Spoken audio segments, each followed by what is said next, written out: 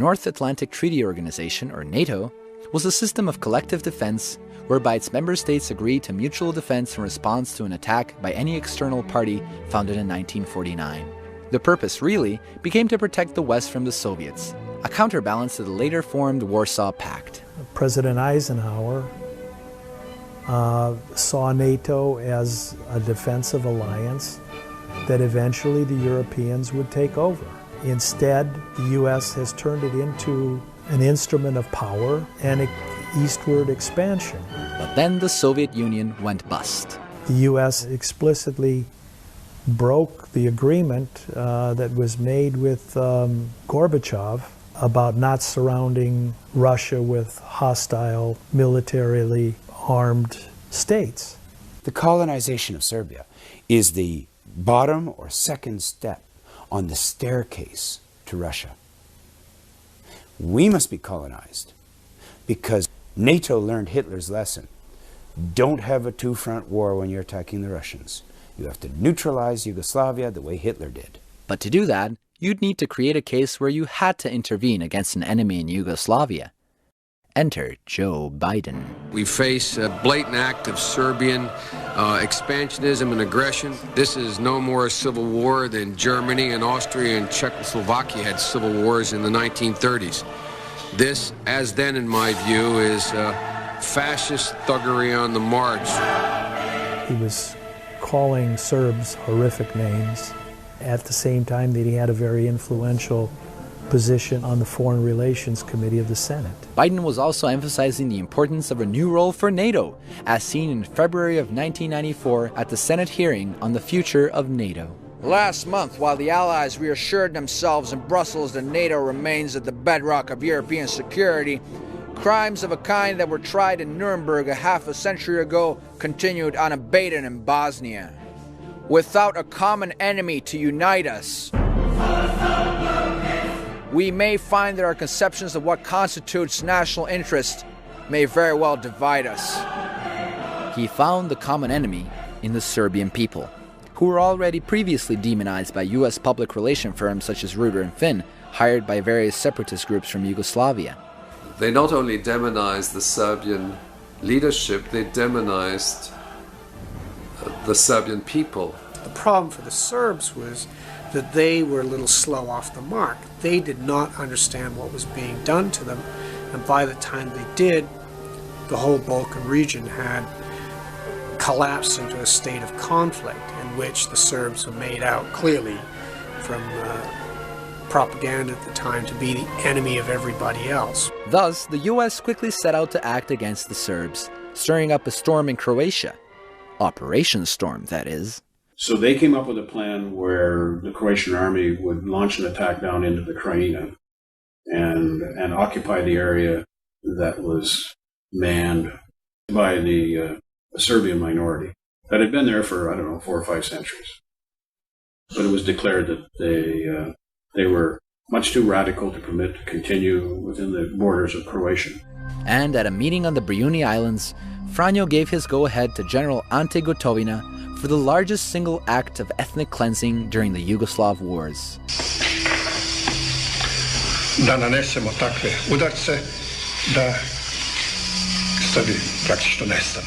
Jer tu je važno, slušajte, da i ti civili, znate, da pođu, pa će onda i vojske, tako da kad pođu kolone, to djeluje psihološki jedni na druge. Znači, na taj način im dati put, a jamčiti tobože građanska prava i tako da. An operation that lasted 84 hours in August of 1995 resulted in the death of around 2,000 and 250,000 ethnically cleansed Serbs. Slobo and his generals, the protectors of all Serbs, had abandoned them. Šta da radimo? Pasavajte se kako znate! Gospodine generale! Operation Storm, which was an American-inspired by some of my colleagues, because the people that were advising the Croatian army were retired American general officers and who operate just outside the Beltway in Washington. Franjo was very happy. Nisu imali vremena da pokupili svoje prljave pare devize niti gaće. With the Serbs gone from Croatia, the Americans moved on to Bosnia. Simply pushing out the Serbs from there was not so easy, so a different strategy was implemented.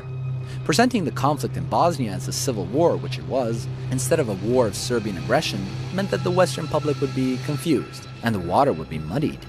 To intervene, the Americans needed to make it clear who they had to intervene against. The Serbs started this war. The Serbs are the original cause of the war. They are the complete aggressors and wrongdoers. NATO was used to militarily continue the colonization process, but Clinton knew it had to be somehow justified to the wider public. Perhaps the best example of what we're talking about here is Srebrenica. Srebrenica, a village in Bosnia, was declared a UN safe zone for Bosniaks seeking refuge, but was never really demilitarized, which allowed Bosniak forces to attack neighboring Serb villages.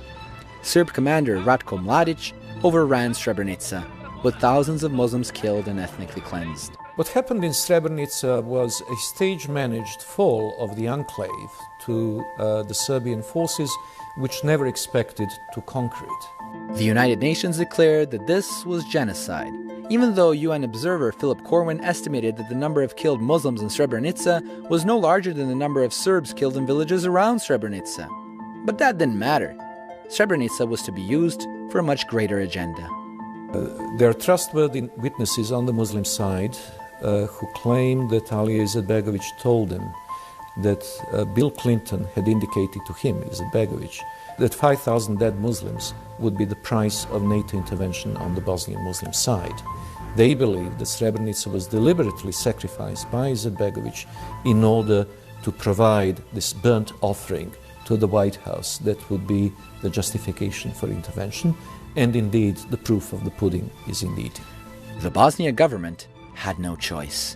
Mr. Salajic, speaking for his government, said, "We have no choice, and our presidency had no choice but to appeal for a military intervention in Bosnia and Herzegovina. You cannot go this alone. The American public will not tolerate it. The alliance cannot stand it." And intervention ensued. Here was NATO, an organization formed for the sole purpose of defense of its member states, attacking a country that has not attacked or threatened any of its member states. Louis Mackenzie, who was the Major General of the UN Army in charge of Sector Sarajevo, tried to warn the Americans of what they were embarking upon. So I appeared in front of Congress and they asked me my opinion. And I said, start training your grandchildren to be peacekeepers in Bosnia, because you're going to be there for generations. And a lot of them are still there. As heavily armed US and NATO troops enforced the peace in Bosnia, the press and politicians alike portrayed Western intervention in the former Yugoslavia as a noble, if agonizingly belated response to an outbreak of ethnic massacres and human rights violations. A lot of the so-called liberal or left-wing or progressive media were themselves co-opted by the mainstream viewpoint regarding the Balkans. In other words, they had bought into this paradigm that was presented to them by the arms of the government of the United States and the EU powers. Only the journalists who towed the line and found new ways to attack the Serbs, other than the ones that their editors sent them to tell, other than the stories that were pre-written before they came to the Balkans, those guys excelled. Of course, the bombing campaign forced the Bosnian Serbs to surrender. At the peace accord signing, which internally divided Bosnia into a Serb entity and a Muslim Croat entity, all those responsible for intensifying the war were praising peace. This is the village of Vrbarje, near Sokolac in Bosnia, inhabited mainly by Serbs and Muslims. After the imposed Dayton peace accords, the villagers were aware of what this meant to them. And as the town became a part of the Serb entity, the Muslims decided to collectively leave to their own entity. Eto vas uplakani oba komšije. Ja. Danas se rastajete. Da, kao tako. Pa je vam teško? Kako vidite. Je li ovo baš lijepo da se komšije rastaju u suzama? Ovo je sa svega srca, mog i njegovog, sigurno. Živjeli ste toliko godina. Koliko imamo godina, toliko smo živjeli. Živjeli smo. Bez svađe, bez nesuglasica. Ne bez svađe, ne bez suglasica, nego sa pomoći jedan drugom. Čitavog života do sada je bilo i evo sada je tako. Kako je sad? Ha? Kako vam je sad? A teško. Recite po srcu i duši, je li bilo maltretiranja, je li vam bilo ovdje loše? Nikad. Nije nam moglo bolje biti. Je li vam žao? Pa još nam žao rastaviti se s našim komšijama, oni su nama uvijek valjali, dobri smo bili, slagali se, sve. Jesu li vas provocirala djeca, jel ste imali nikakvih problema ovdje, srpska djeca? Nije ništa, sve smo bili fino, koji ranije što smo bili. This video footage has never been shown anywhere before. It just didn't fit the image that the Western media had tried so hard to project. The tidy melodrama of the evil Serbs destroying everything non-Serb in sight. Do you think this would mobilize Western public opinion to intervene? Nije bilo svađa, nije bilo pritisaka, nije bilo tuča, nije bilo. Nikad. Živi ste i zdravi? Živi i zdravi. Nismo imali problema. Ni najmanji problem nisam imala.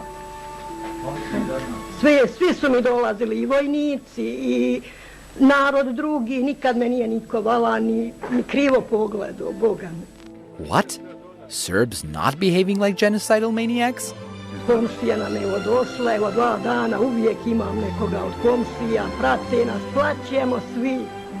Tako. Rastajete se kao ljudi. Rastajemo se kao ljudi. Human beings? Them? I volio da se sredi ovo, da mi opet i dalje zajednički živimo kao što smo živjeli, da dođe jedno vrijeme da bude Jugoslavija kao što je bila.